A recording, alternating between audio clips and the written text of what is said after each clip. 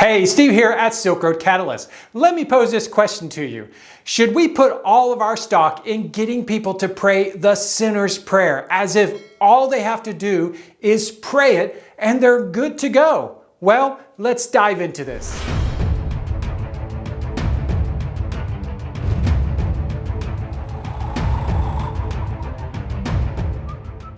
10 years ago, when my family and I lived in Asia, this short-term team came from the US to work with us for a week.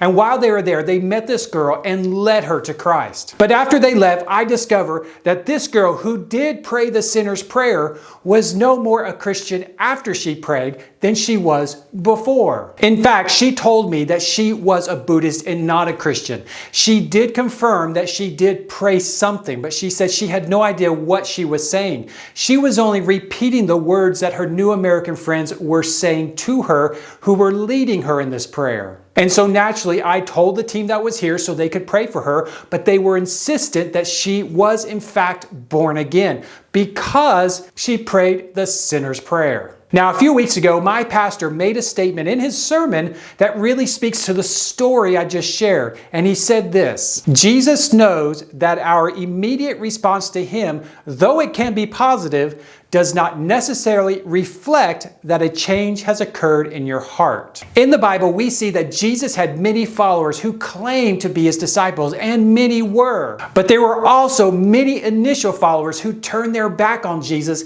as soon as it got difficult. They were not true followers. They had never repented, and they had never surrendered their lives to Christ. I believe that those who turned away had a wide variety of motives for wanting to follow Jesus initially. But it's clear to me that their original motivation had nothing to do with the fact that Jesus is God. Now, I believe the sinner's prayer is a great guide when leading someone to Christ, but it is not a magical set of words compiled together that once you pray it, you're good to go. Because if your heart is not behind those words, then the words you utter are just meaningless things coming out of your mouth. Romans 10 does say that we need to verbally confess what we're believing, but it also clearly states in the same passage that you must believe with your heart. And so I want to encourage you, as you share the gospel, don't rush people into making a decision.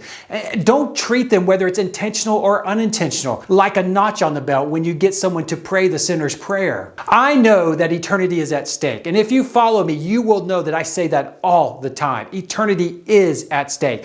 But it is not our role to convince people to become a disciple of Jesus or a follower of Jesus. It is our role to declare the message to them. The Holy Spirit's role is to convince them, to open their eyes, to remove the veil so that they can believe. Our job is merely to guide them. And from my experience, believe me, when it's time, when someone's ready to believe the gospel, you're going to know. And just to be clear, I use the sinner's prayer as my go-to prayer when leading someone to Christ. There's nothing wrong with using it. It's a great tool. It's a great guide when you're trying to lead someone to pray to God for the first time, because it helps them to take what they already believe in their heart and to confess it with words. Hey, if you found this episode helpful, I encourage you to like it, share it, and don't forget to subscribe to our channel. I'll see you next time.